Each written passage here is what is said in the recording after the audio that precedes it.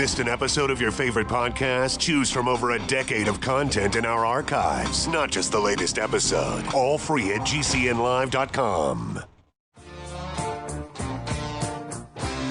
This is your call to action. Get prepared, America. Economy, survival, energy, disasters.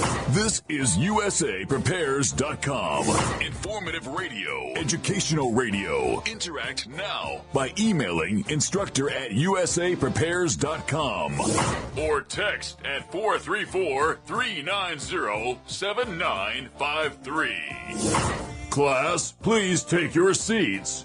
Now, your instructor, Vincent Finelli. Everyone all set, cocked, locked? Here we go. Your dial set correctly to USA Prepares. Thank you for being with us. We broadcast Monday through Friday, 9 a.m. through 11 a.m. Central Time. If you'd like to give us a call, we'll pay for it. 866-582-9933. 866-582-9933. Telephone listen line is up 24/7, 605-477-3249. If you'd like to listen to us, GCNlive.com, republicbroadcasting.org, the Ron Gibson channel on YouTube, and, of course, KLID and other AM and FM radio stations throughout the country. Dr. Richard Allen Miller's with us. Nathan's engineering the broadcast in Minnesota at GCN. Welcome, Rick. Good morning. I'm here. Sliding into home plate, on my butt. Well, I think what you're referring to is we just made it. We just connected in time. And here we are. It's great. It's great. Rick, I was thinking, I ordered a DVD player. I bought it on the internet. And the reason I bought it was because I wanted to watch a DVD called Survivors, and the only one I could find was in a European version, which would not play on an American player. So I thought I could buy this DVD player and use a series of characters entered from a keyboard and convert this. Actually, you press buttons on the remote, and you can enter characters from that remote device, and then tell it it's no longer a U.S. version; it's a all-region version.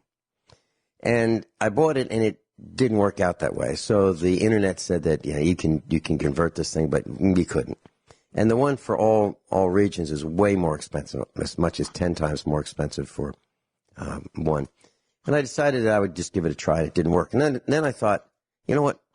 I ought to keep this thing. I'm just going to package it with the original packaging, add some more plastic wrap around it with the oxygen or moisture absorbent packet and the silica gel, and keep it. Because I have a feeling that the DVD players are going to be phased out at some time, and I don't know when. Or they'll be harder to get, or there'll be tariffs, or some kind of restriction, or something will happen to prevent us from being able to watch the DVDs that we already own. Very much the way of what happened to floppy disks, the 5 1/4, and the 3 1/2s, and they're gone. And if you have them and you try to use them, well, you probably don't have a 3 1/2-inch drive that still works. And then if you have a VHS player or a recorder player, that probably doesn't work because of the oxidation of the rubber parts and so forth. So I thought, we'll just get one, and since we have it already, just keep it, wrap it so it'll get less air to it and it'll last longer. What are your thoughts about obsolescence of that type of a device? Are you talking to me? You want my opinion? Yes. The whole thing's about marketing with Blu-ray over high density. I remember when we were using mag tape and key punching in computers. It's like Mopar. And the one that bothers me the most is that I don't want to go to Windows 10 with Microsoft. I've done everything I can, after Windows 7, I got Windows 8. Actually, it's 8.4 or something like that. And then I stopped. I won't go to the next level. And so everything's working fine until Microsoft took over Skype. Once they took over Skype, and they bought it, and I remember when it happened, all of a sudden, my Windows 7 Skype doesn't work anymore. And this morning, when I'm turning on my computers, I turned on my laptop 8.4 to load Skype, and it required a new update. And what I guess I'm trying to say about Microsoft is I wish I had insight enough that I had remained with Linux. Okay. Well, I'm looking at a Linux you computer. understand what I'm trying to say about all of that? Absolutely. I despise Microsoft. Literally they do despise. It on purpose so that you have to spend more money to upgrade when, in fact, it's not necessary. Everything functions perfectly. My Skype worked perfectly until Microsoft took over, and now I don't have memory in certain categories, and or switches are put in hidden locations I can't find. And actually, their upgrades and updates aren't that good. They're worse. And they leave more back doors. And I have more cooties. And it just goes on. And I am very dissatisfied with Mopar, Microsoft, etc. as a category. Years ago, I was so dissatisfied and so frustrated with Microsoft and what they were doing to the school systems. And as a computer consultant for many school districts in Virginia, I called Red Hat. Red Hat is a distribution version of Linux. I called them up, and I talked to the CEO. At the time, his name was Matthew Zulik. And I asked for a meeting with Matthew Zulik, and I drove down to the Carolinas from Virginia. And I met with him, and we were knee to knee. And he's a pretty cool guy. When I went to meet with him, we didn't go into his office where he sat behind the big desk and, at a raised platform. He wasn't like that.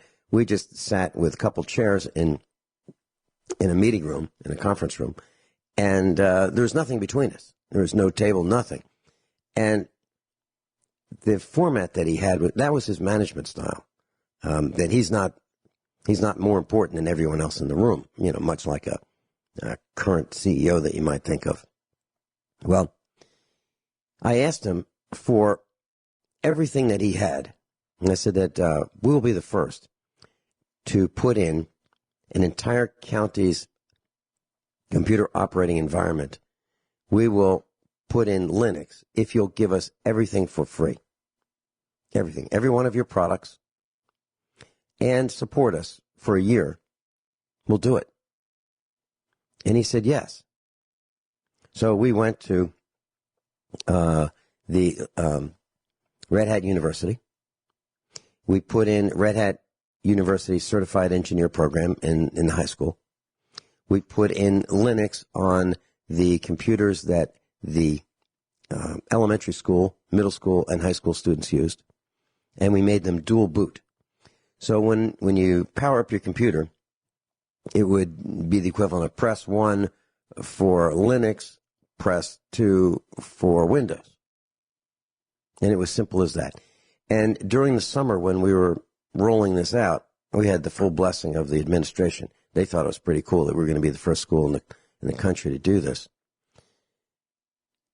What we did was there were many teachers who were spending some of their summer days in the high school and in the elementary school, getting their classrooms ready and that kind of thing. They were volunteering to do a better job than the average. And we showed them the Linux, but we never said it was Linux. We just said, this is the new screens. This is what they're going to look like. What do you think? This is the word processing spreadsheet database, PowerPoint type software. What do you think? Let's try it out. They tried it out with us right in front of them. And they didn't know that it wasn't Windows. They didn't know that it wasn't Microsoft. They thought it was, just a newer version of what they'd been using last year. So, yes, that's what it's like. And, class, you can download a version right off the internet for free of Linux. And what does it come with? That's Linux. I'm using it right here at USA Prepares in our studio at the farmhouse. We've got a number of computers that are running Linux. We have some dual boot systems, and we have some, Windows XP, and we have some Linux systems. And do I want to spend any more money on Microsoft? Absolutely not. Do I want to buy any more Microsoft Office? Absolutely not. Is there an alternative that's free? Yes. And it's called LibreOffice. It used to be called OpenOffice. And it's absolutely free. It does everything, I believe, that you would want that Microsoft Office can do for free. Except that it doesn't have all the back doors that Microsoft does, so that your spyware software is able to function more properly, rather than it also having to update for the new backdoors created each time Microsoft does an update. Microsoft does updates to pour holes in your system. That's a fact. And when you update, Microsoft, it will do it for you automatically, or you can opt out of that and say, no, I want to know before you update, or you can tell it, just tell me if there's an update. But that's not what they want you to do. They want you to just keep updating. And my experience is that the more you update your computer, the slower it runs. And years ago, I believed, and I still do, and of course I cannot prove this, that Microsoft was in bed with like an Intel. So what would happen is you'd get a newer version of your operating system from Microsoft, and then you go, gosh, this computer's really slowed down. Wonder what's going on. And then you'd get a faster processor, more memory, or a new motherboard, or a new computer. And it was like buying computers every 18 months. And that's why I was frosted with Microsoft as a computer consultant, because I thought, wow, $89 for a copy of Windows, and then $89 for a copy of Microsoft Office every 18 months for every computer. It was nuts. Absolutely nuts. And I thought, I guess I was confused that money wasn't free, right? Well, evidently, school systems just keep raising taxes so they can spend more on all kinds of stupid things that they don't need to spend money on, like Microsoft products. They don't need to do it. They could switch to Linux. They could switch to Linux right now. But will they? No. Nope. Because Apple and Microsoft have both, in my opinion, conned the school districts to thinking that they absolutely positively have to have only those two products, and most of it being Microsoft. We'll be right back. Dr. Richard Allen Miller's with us. And if you want to do what I have done and keep another, like a spare DVD player to protect your investment in those DVDs that you may already have, what I've done is I've got it in the original box. It's the equipment is wrapped in plastic. There's a moisture absorber in there, and I keep it at a constant temperature in the original cardboard box, away from the sun, away from heat and air conditioning vents. Do you have any additional thoughts, Rick, for keeping electronic equipment for a longer period of time? Yeah, let's try to figure a way to get on without it, because at some point shortly it's not going to be useful anyway. Grid down situation. I have something I wanted to share with you. I just looked at my last night's paper. I haven't had time to look at it. This is the Daily Courier in Grants Pass, and the main primary headline, and with big black letters, thanks to a low vaccination rate, measles outbreak, a possibility here. And they're showing some kid with a mustache getting a shot in his arm. And I don't care at all for my newspaper, and I support it, but I've been here 37 years, and this rag is so bad in terms of trying to fear in the way they report something. I've watched how the biasness of media reporting is going on, like this kid that got confronted with an Indian banging a drum. Have you seen all of that fallout on terms of the way they interviewed him on television and other things, and how they've tried to spin it this way and that way? I frankly had enough of the Democratic Party and the Republican Party. And, whether or not there's tribunals and Obama is going to Gitmo or whatever, I have no idea, but I've had enough of media reporting. And frankly, people listening to me, I'm hoping we start a movement that that's enough nonsense going on misreporting for a purpose. They have intent. They're trying to get us to do something by causing fear. And I've had enough of it. I miss Charles Kuralt. I miss having a news reporter that I look forward to seeing what he had to say because I trusted him. I have no trust for anybody anymore. I agree. So the question, class, is who is John Galt? Who is John Galt? G-A-L-T. And I'm probably going to keep asking that question for about a week. Who is John Galt? Maybe I ought to answer that question right now. Okay, I will. So there was a gal by the name of Elisa Rosenbaum, Rosenbaum. She was born in 1905, died in 1982.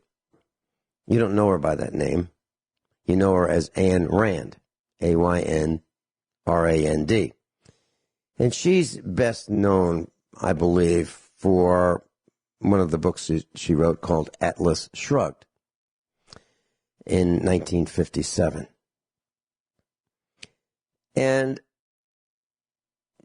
there's this character in her writings known as John Galt. Who is John Galt? That question keeps popping up. And if you want to do it the easy way, it's the book is like 1,100 pages.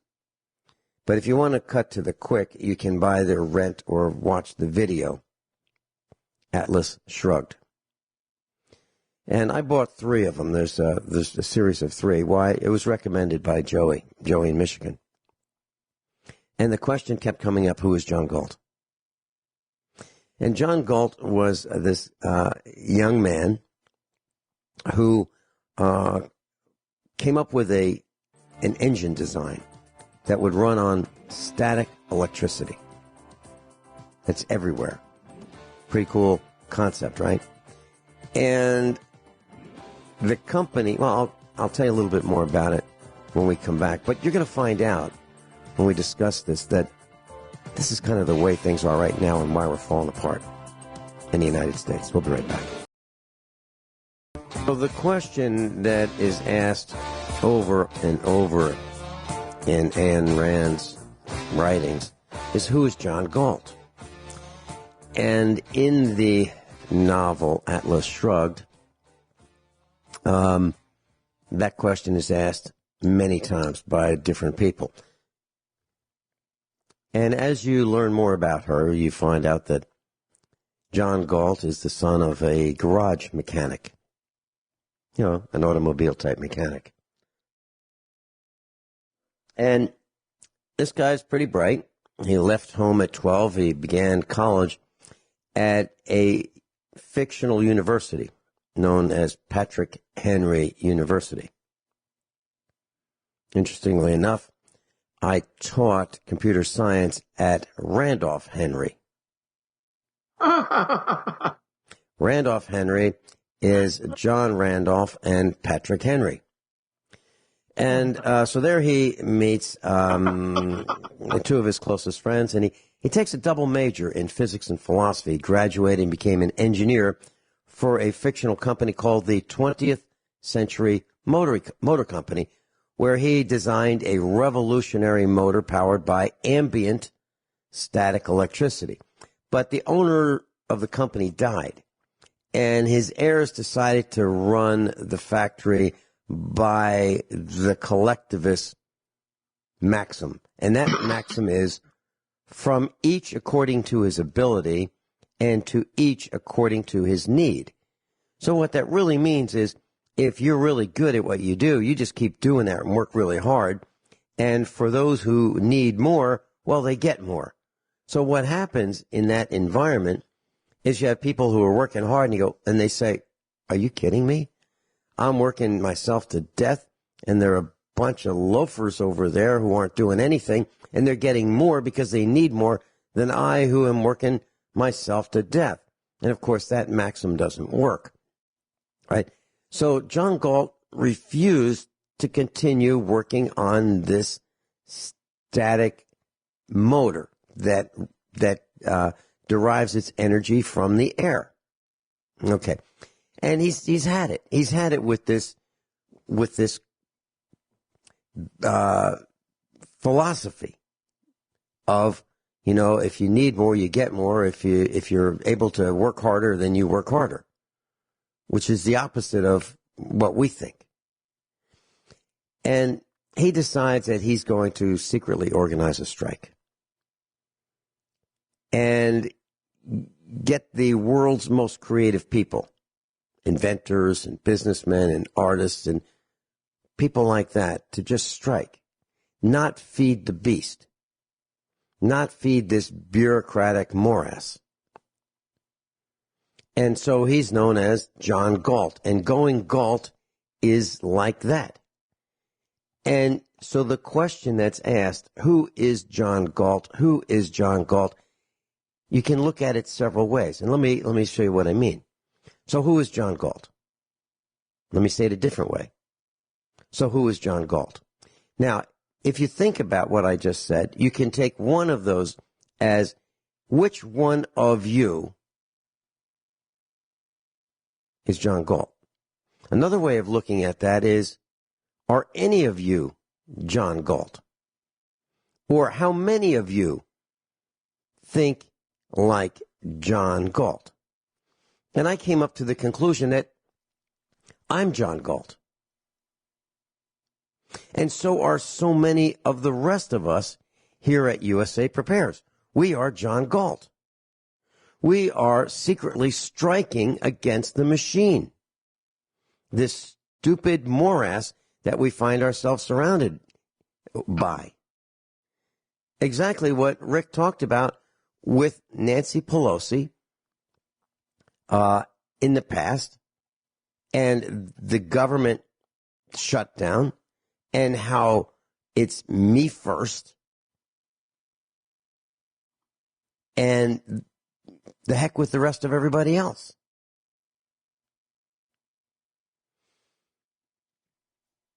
It seems to me that we are seeing the strangest, weirdest, most bizarre behavior of individuals I've ever heard of in my entire 67-year life. Well, yeah, Vincent, one thing that we must all realize is that our U.S. government got hijacked 3 presidents back.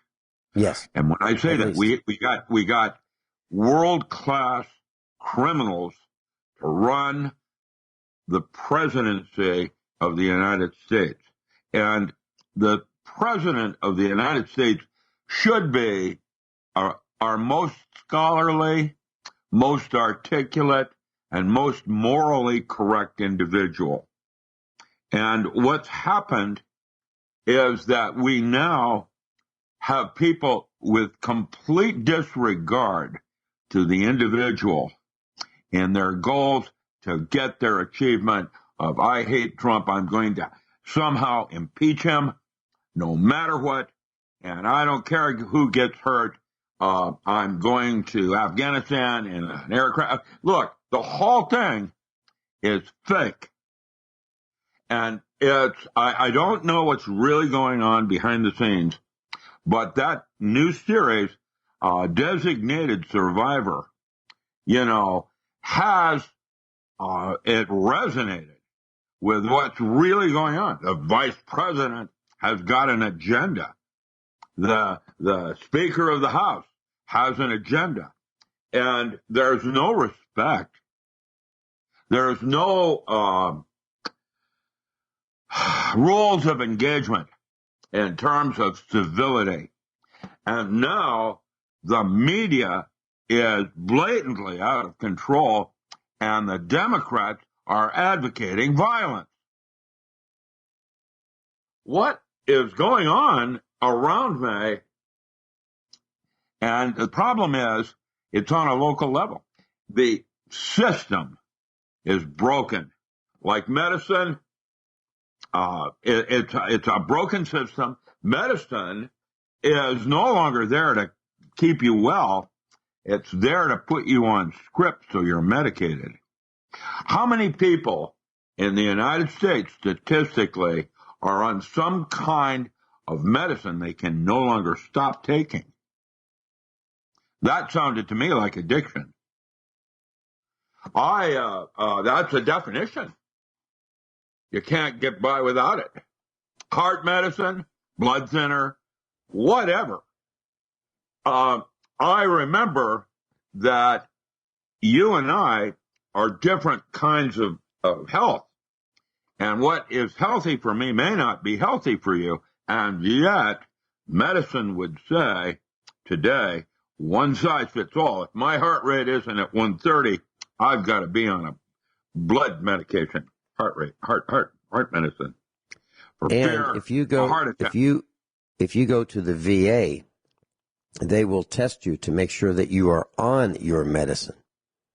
That's right. And the whole thing is supposed to be saving money, not spending it. The whole by putting you on medication, it's cheaper for us. Now, how's that work? Well, that's because Clinton was dealing cocaine during his war against drugs. Bill Clinton, I've got, and what his wife did in Benghazi, now they are absolutely, just last week, the Clinton Foundation was proven to be doing money laundering in The Hague. The Hague proved it. Now, what does that say about our presidency and the Democratic Party and the Republican Party and the trying to get Trump impeached? I am not very impressed with Trump. I think he's a buffoon. He's not very articulate, and he's a clown-acting type of person. But with all of that said, he's at least a nationalist. He doesn't want to give our country away. Watch what they're going to do in the next year in California, giving that piece of real estate to China. And I said it here, and mark my words. Speaking of marking your words, Mark in Illinois, welcome. You're on with Doc Ram. Yeah, hey, good morning. I wanted to mention a book here. I'll be real quick. It's by Burke McCarthy, and it's McCarthy is McCarty. It's written in 1924, and it talks about. And I know you said you went to a Jesuit high school, but I don't know if you're familiar with the Jesuits, how evil of a system that is. But in this book, it explains the assassination of 5 presidents in 59 years was done by the Jesuit priesthood. And you go back to Abraham Lincoln, he was assassinated by the Jesuits too. And so he represented a priest, a Catholic priest here in Illinois. It was his first case, and he won it. And after he won it, got that Catholic priest these bogus charges that they brought against him. He got that priest off, and the priest said, Mr. Lincoln, I need to warn you that these people that, the Jesuits, they're going to try to kill you because now that you got me free, they're going to come after you. And that's what he warned him. So Lincoln always had this in his archives. And if you look at the presidents that were assassinated by the Jesuit priesthood, they were Henry Harrison, President Zachary Taylor, James A. Garfield, and William McKinley, plus Abraham Lincoln. And we got 5 presidents assassinated by the Jesuit priesthood in 59 years. And I just suggest you get this little book. It's about 200 and some pages. Very detailed book. It goes into very detailed facts, gives you all of the footnotes and everything. You can research all this stuff, but you can see that the Jesuit priesthood was responsible for 5 of our presidents being assassinated. Well, when you say 5 presidents, the ones that I know of are Abraham Lincoln, James Garfield, William McKinley, and JFK, John F. Kennedy. Well, it goes back to Henry Harrison and Zachary Taylor and Garfield and McKinley. And then you can look up Lincoln in it as well. But, yeah, it's a really good little book. I just suggest that people get it. Hey, thank you so much for calling in. It's Mark in Illinois. Rick and I will be right back. Dr. Richard Allen Miller is with us. Rick, before we go into tinctures and frequencies that can be deployed to harm us, I just wanted to continue a little bit on something that you said. And the article is counterpunch.org, September 2015. Arkansas bloodsuckers, the Clintons, prisoners in the blood trade. The article goes on to say, the year Bill Clinton became governor of Arkansas, that state's prison board awarded a fat contract to a Little Rock company called Health Management Associates, or HMA. The company was paid $3 million a year to run medical services for the state's prison system, which had been blasted in a ruling by the U.S. Supreme Court as an evil place run by some evil men. HMA not only made money from providing medical care to prisoners, but it also started a profitable side venture, blood mining. The company paid prisoners $7 a pint for their blood. HMA then sold the blood on the international plasma market for $50 a pint, splitting the proceeds 50-50 with the Arkansas Department of Corrections. Since Arkansas is one of the few states that does not pay prisoners for their labor, inmates were frequent donors at the so-called blood clinic. Hundreds of prisoners sold as much as 2 pints a week to HMA. The blood was then sold to pharmaceutical companies such as Bayer, Baxter International, blood banks such as the Red Cross, and the so-called blood fractionizers who transform the blood into medicines for hemophiliacs. HMA's contract with the Arkansas Department of Corrections and its entry into the blood market coincided with the rise of AIDS in the United States. Regardless, HMA did not screen the torrents of prison blood even after the FDA issued special alerts about the higher incidence of AIDS and hepatitis in prison populations. When American drug companies and blood fractionizers stopped buying blood taken from prisoners in the early 1980s, HMA turned to the international blood market, selling to companies in Italy, France, Spain, and Japan. But the prime buyer of HMA's tainted blood, largely drawn from the Cummings unit, prisoners in Grady, Arkansas, was a notorious Canadian firm called Continental Pharma Cryosin Limited. Cryosin had a shady reputation. The medical industry had been nabbed importing blood taken from Russian cadavers and relabeling it as if it were from Swedish volunteers. The company also marketed blood taken from Haitian slums. Goes on and on and on to say about more than, in Canada alone, more than 7,000 people have died from contaminated blood transfusions, many of them hemophiliacs. More than 4,000 of them died from AIDS. Another 40,000 people in Canada had contracted various forms of hepatitis, all from this blood during the Clinton regime in Arkansas. The Clinton crime syndicate has forever tainted Arkansas. And if you've been to Arkansas, it's absolutely beautiful. It's breathtaking, the natural beauty of what I've seen in Arkansas. Spectacular.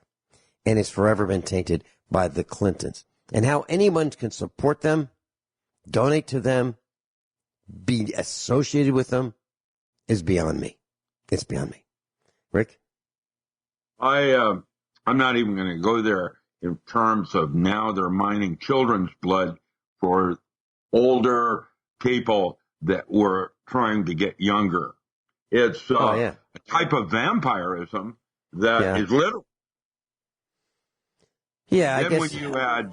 When you add a special drug in the blood called adrenocortisone, now you have true narcotic. Rick, can we come back? Can we talk about making tinctures of wormwood? And can we talk about the frequency, specifically 1/10 cycle per second up to around 15 cycles per second? The new term is hertz. I like the term cycles per second because it's very clear what that means. Cycles per second. And how it can be used against us, to excite us, to induce us to buy things. Everyone all set? Cocked? Locked? Hour number 2 of the USA Prepares. Dr. Richard Allen Miller's with us. Dan in Missouri is calling. Welcome, Dan. Good morning, gentlemen. I listened to the first half of your show, and I had to miss a little bit of this one. I doubt if anybody's talked about what I'm wanting to ask you about.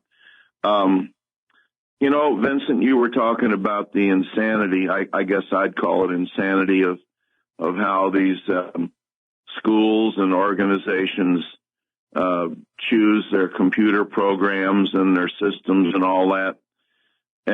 And it just brought to mind something that I experienced in my 2 extremely long years in the military.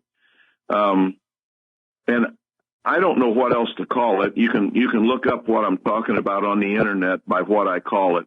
I call it budget, spend it, or lose it. Have you ever talked about that on your show, Vince? Absolutely. In Virginia, the military used to have what they called oil burner runs.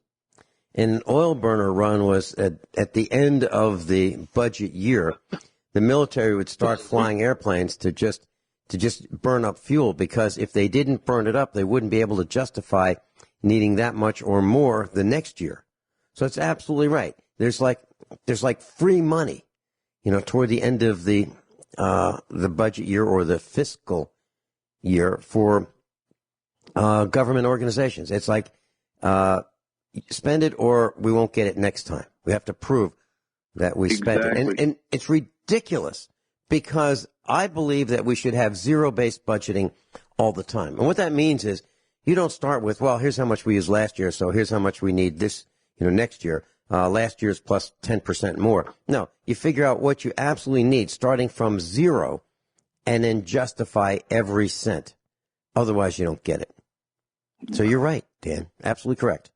Well, that's what I experienced. And, if I hadn't have lived that experience during those 2 years in the U.S. Army, I would have had a hard time believing that they actually function that way. But Vince, it's exactly, I didn't ever hear that oil burner run, but I experienced it firsthand. And I got stationed at Fort Leonard Wood, and I was one of the oldest guys in there, and they chose me to be the driver for the 3rd Brigade headquarters people there. And we went to what the military calls, what they call there, the self-help building. Did we lose Dan? Dan, I'm sorry, I don't hear you. I think we might have lost you. Ricky, isn't that inconvenient? Or when he was just getting into some juicy, I wanted to hear what he had to say. Poof. Are you still there, Vince? Yeah, we're here. There you are. Good. I'm sorry, gentlemen. Okay, so anyway, I was one of the oldest guys that was there at the 3rd Brigade Basic Training Headquarters, and I was the driver. So one day the first sergeant said, "Come on, we're going to the self-help store." Well, this was all new to me. So I drove him over there, and there was this huge warehouse that had everything in it from tank tracks to Kleenex, virtually. And I was pushing a grocery cart and pulling one, and he was doing the same thing. And after about 15 minutes, he says, "What do you need?" And I said, "Sergeant," I was an illustrator there at the headquarters, plus the driver. And I said, "Sergeant, my cabinet's stocked times 4. I've got everything I could have ever imagined to do my job." And he goes, "No, what do you need?" And I looked at him and I said, "You mean me personally?" He said, "Yeah, what do you need?" "We got hydraulic jacks. You're mechanically minded. I know that. We've got tool kits. We've got creepers. You can't name it that we don't have it." And I said, "Well, Sarge, I live off post.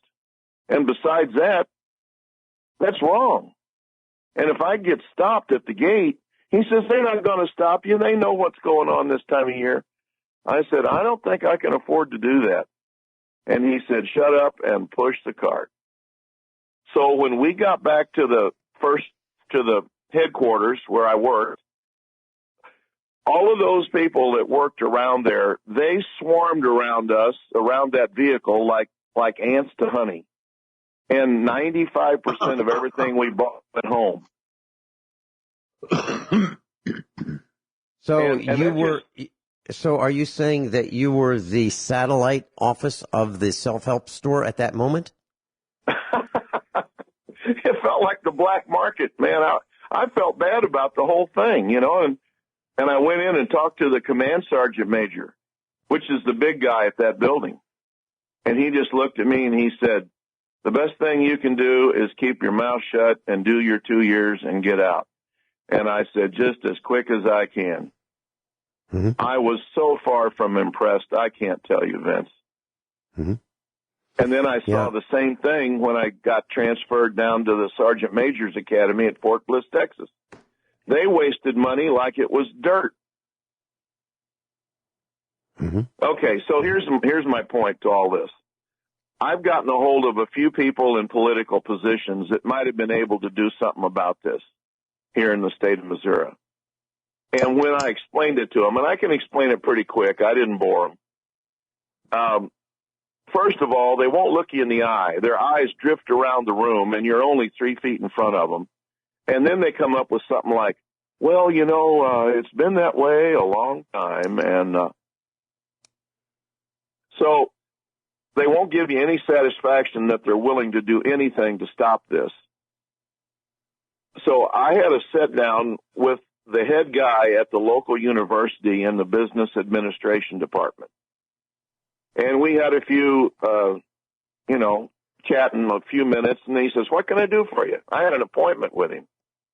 And I said, "Well, I apologize." I said, "I've got a degree for what it's worth, but I've never had an accounting class. I've never had any classes in business administration. So I'm just coming from the shade tree mechanic end of my life. I just know what I saw, and I don't understand it." He says, "What are you talking about?" And I said, "Well, I call it budget, spend it or lose it. I didn't know what else to call it." And he had a smirk on his face. And I said, "Do you know what I'm talking about?" And he goes, "Sure, I know what you're talking about." I said, "Okay, so you're one of the head guys." He says, "I am the head guy here." I said, "Great. So do you know if anybody teaches that anywhere on planet Earth? At any school, at any facility, anywhere?" And he says, "I can assure you nobody teaches that." I said, "So do you give out PhDs here?" And he said, "If they earn it." I said, "So you've got those smart people leaving this facility?" He said, "Absolutely." I said, "So what happens when they go out and they get a job at some big corporation, government, whatever, and they run smack dab into budget, spend it or lose it? Do they just knuckle under, or do they quit, or what?" And he says, "Well, if they want the job, they do what their employer wants them to." And I said, "What can we do to stop this? It's wrong." And he says, "I know it's wrong, you know it's wrong, and I don't know what we can do to stop it." I said, "How does it get started?" He goes, "I don't know." So you know what I'm talking about. What's your idea? Have you ever tried to talk to somebody in a political position to stop this insanity? I guess you have. You're a pretty smart guy. I don't know who you're talking to, but I can answer that. I don't know if you're talking to me or Rick.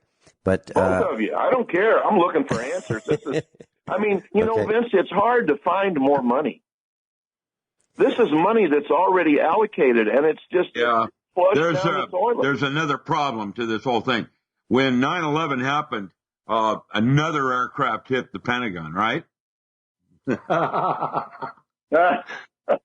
No. Guess where it just precisely happened. It was a specific set of files that got blown up. That is the so-called where'd all the money go? Just like in the old songs. I'm addicted to love. I have seen this, and I can tell you that it isn't the military per se. It is little cells within large corporations. Let me give you an example.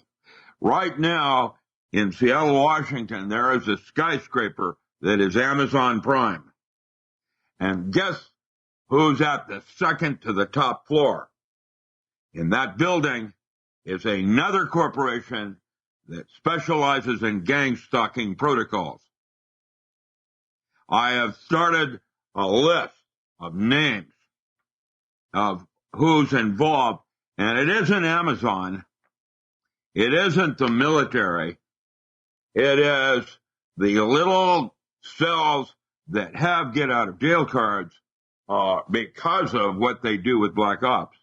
Now, in all my years with the military, I was a nerd. I never really, ever did anything covert, black ops, I wasn't military in that sense. I was their nerd guy. You know, the guy that comes up to the president and says, "Hey, you want to see one?" But I can tell you that even at my level, and I had top secret clearance with vault permits.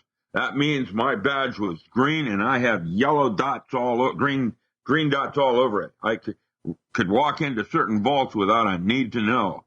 And I never had the full story, even on what I was bottom line in. How's that work?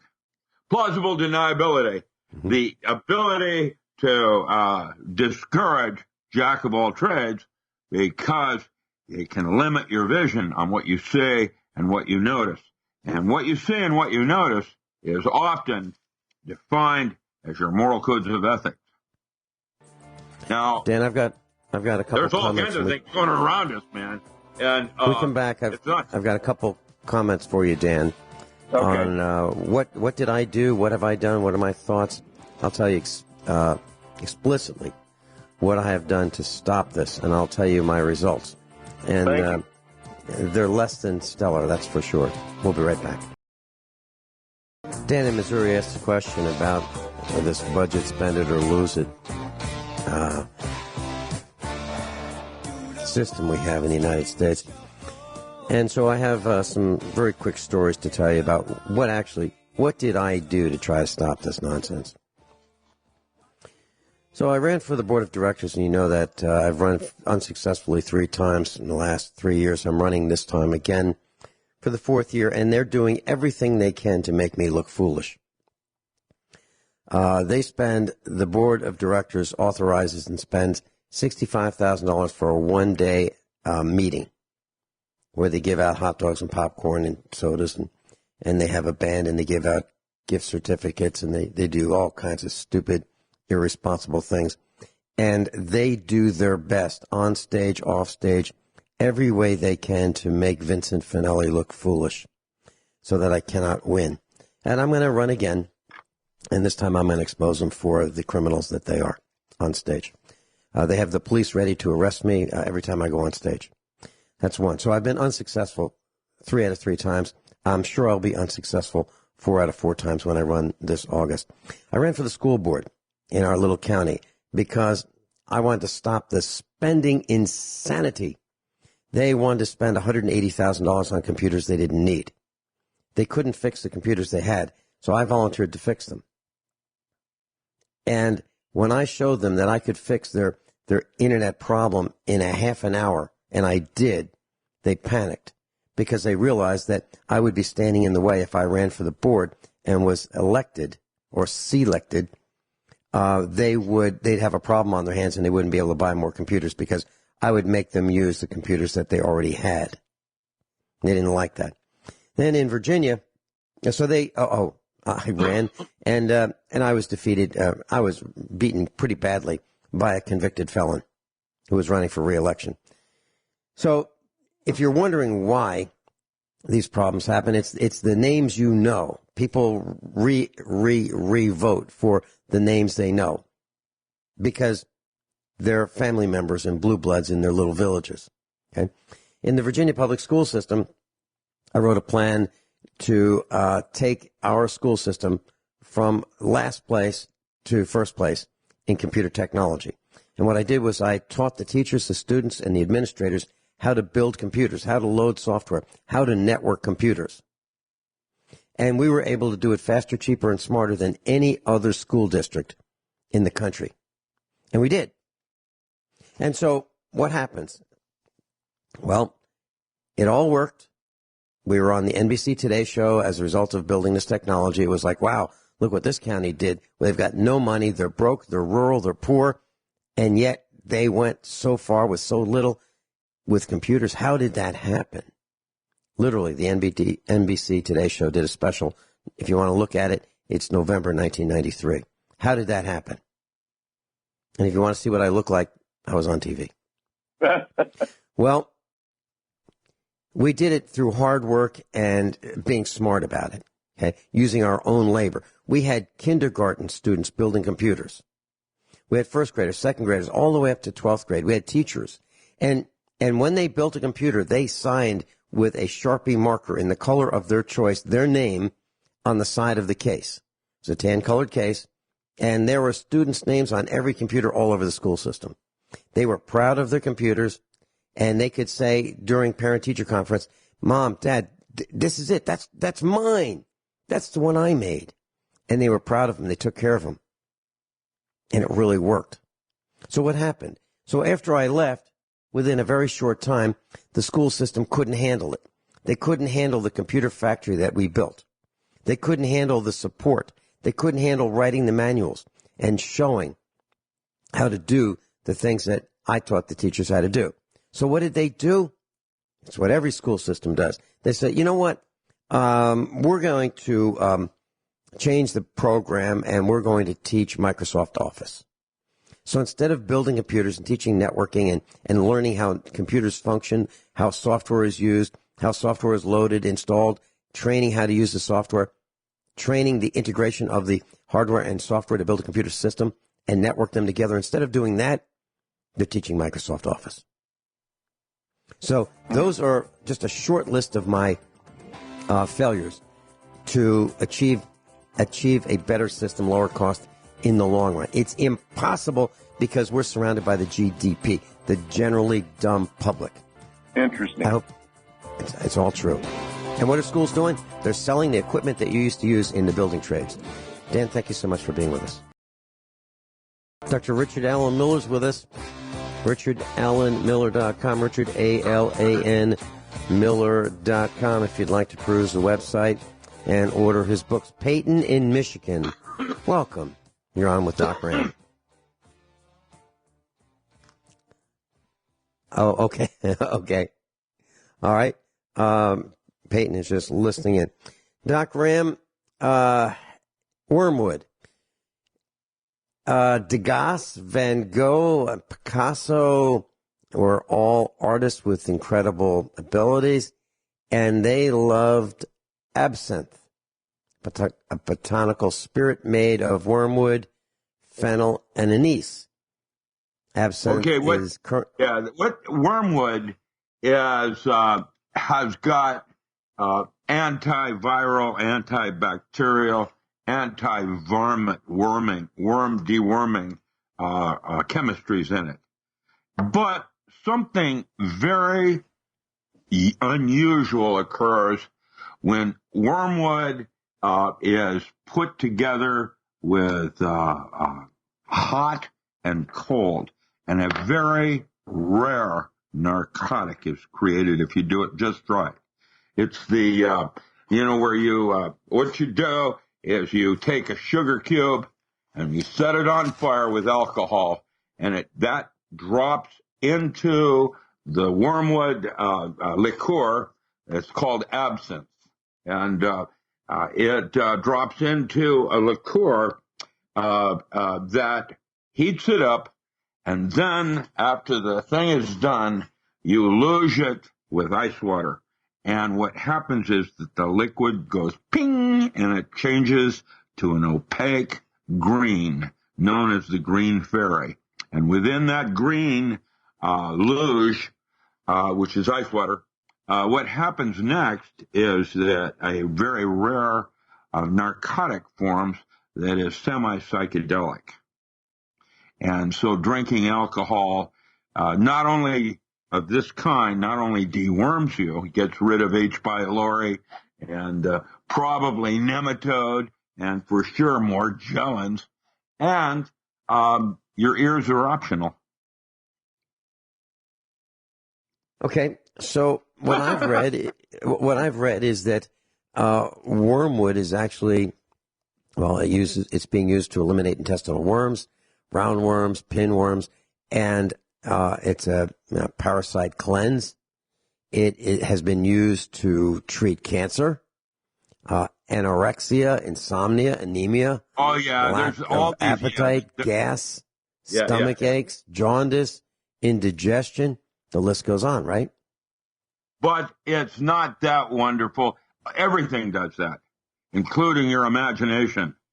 We'll call that, belief systems. Beside that part of it is the narcotic part that's very rare. And you only get that when you do absinthe. Now, boiling the frog is a technique of deworming using wormwood that is I do that for myself. The United States is one of the few countries in the world that does not have a deworming where you just presume your water that you're drinking is clean, from city. And it's not sometimes. It has H. pylori in it. You can get coliform, a nematode. There are all kinds of creepy worms and things that you can get in your drinking water. And so most European and Asian countries have protocols that they do, like sauerkraut, things of that nature that would deworm you. We do not. And so boiling the frog is to take a tincture. You have tinctures, elixirs, and essences are the percentage of alcohol to the extract that was extracted with alcohol. And an alcohol extraction of 10% is called a tincture. And the correct way to boil the frog is to take a single drop of that tincture the first day, 2 drops the second day, up to 10 days, and then on the 11th day, for the next 10 days, you take 10 drops. You take 3 drops, 4th drops on the 4th day, 5 on the 6th. At the 10th day, you then take another 10 drops each day for 20 days total, and that will deworm you and get the worms as well, the eggs, because these parasite worms lay eggs. And while you can go in and deworm yourself with a certain kind of a meal, like a lot of cayenne pepper, it's not going to get the eggs. And so what you want to do is clean it out, rotor it. And that's what wormwood in this country would be the one I would recommend. Each country has a different botanical. They're all similar in the way they work. Wormwood is a really good one here. We used to grow it in large fields because I was going to at one time go into making absinthe. I thought it's very cool. It's, like psychedelic mushrooms. You can use it for healing. Mm-hmm. Joey in Michigan, welcome. You're on with Doc Ram. Hey, good morning, guys. Hi.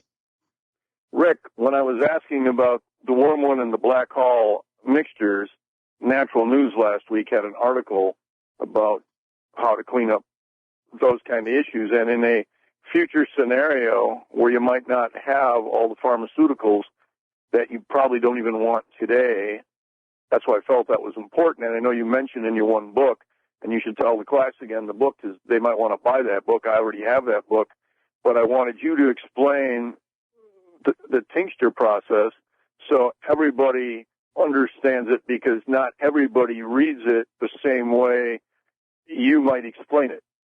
Yeah, and that's because while I'm teaching it, hopefully you're not learning it. What you're doing is studying my ways and integrate them into your own ways and write your next book on it. Now, the potential of herbs as a cash crop has a section. One chapter is on cottage industries and how to make tinctures, elixirs, and essences if you're going to do wine or all kinds of different herbal pharmacies. Wormwood grows everywhere. It's a mint. It's a square-stemmed Labiata family. It grows like and has, like thyme does. It has thymol in it. Has all kinds of strange chemistries that are used as insecticides and, antifungal. You can make a cream out of some of these things and put them between your toes, and they work a lot better than Desinix. So, and the herbal pharmacies that I use is Culpeper. And I have found that Culpeper's doctrine of signatures, what the plant looks like is what it's for use. If it's a blue plant, obviously that's for the lung. If it's red, like red clover, that's obviously iron for blood. That was Culpeper. You could tell by looking at the plant, what it's supposed to be. Now, that was 17th century pharmaceutical, and today we're getting down into geometry, and how the chemistry is a look-alike to this, and it does that kind of thing. The Germans used to do what was called standardized extract. They would find the target chemistry, cordycepin, let's say, and then try to just mass produce large quantities of that. You go in and hammer it. What was discovered in my system is full spectrum. And full spectrum would suggest that native plants often have unrelated chemistries that work in concert with each other in regard to the use with human consumption.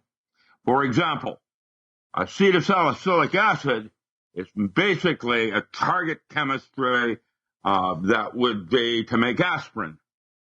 And that is hard on the stomach, and yet where you get that acetylsalicylic acid is out of aspen leaf and aspen bark. And if you use the two of them together in your extract, you get a natural buffer tannin with it. Now, the tannin then and others will coat your stomach, and so you have what we call full spectrum from the native plant with side benefits that will not make your stomach upset or something. And that's the difference between German pharmaceutical and American or herbology. And going from Culpeper and identifying what the plant might be used for. Obviously a red plant is going to have iron in it.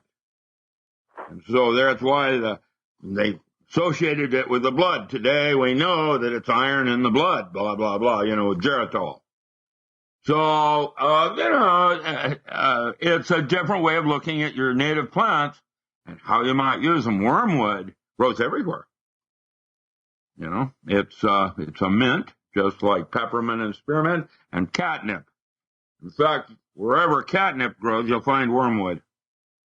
So there, in a different story, like there's habitat. Yeah. What? Once you plant a wormwood, it'll just stay there. It'll kind of redo itself like spearmint, peppermint, all of that. Well, it's a perennial. It's a rhizome.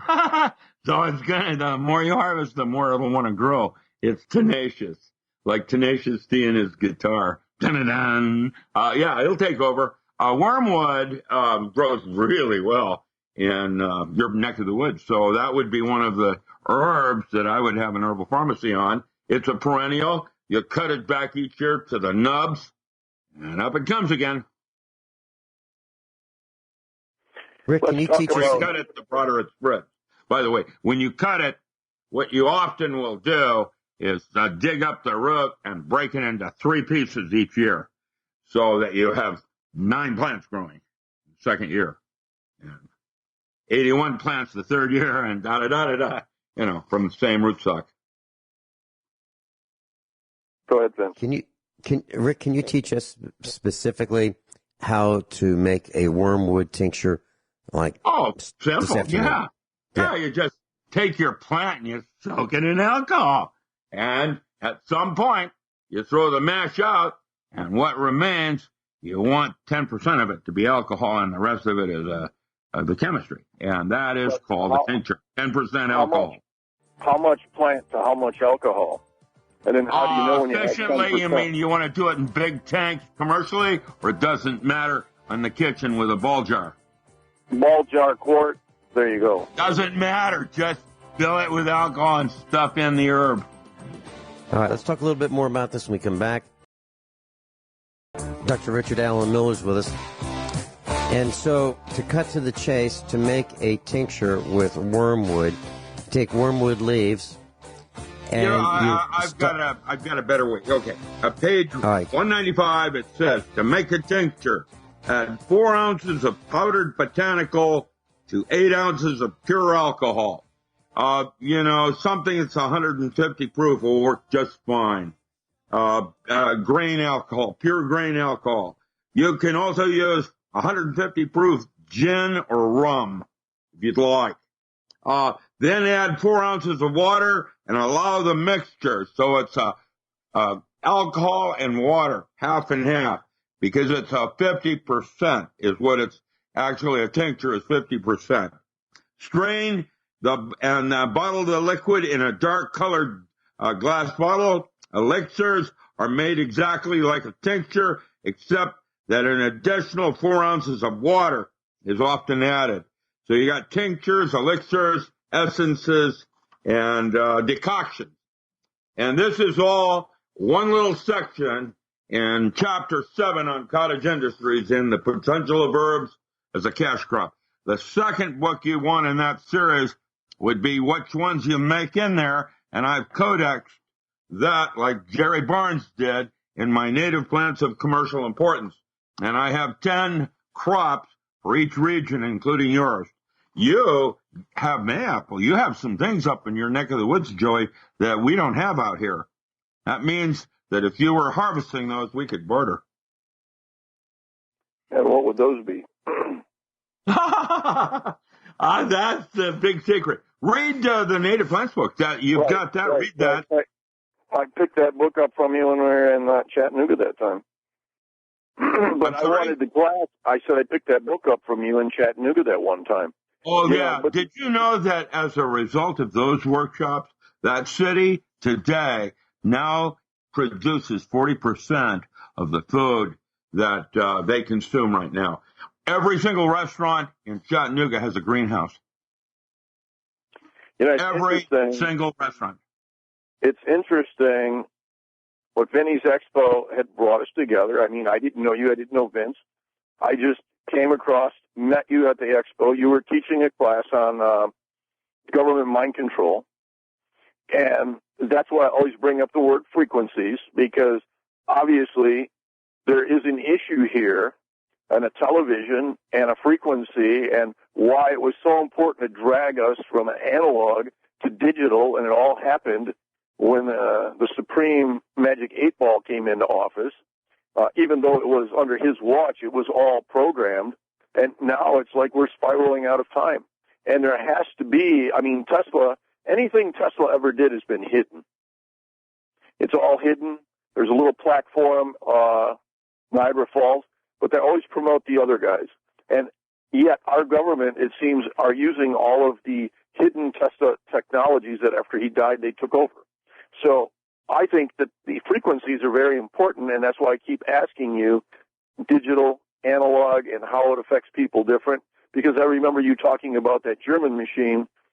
You can go to the 4 states, the alpha, theta, beta, and that too has an impact on how you learn, how you heal, how you repair, true or false?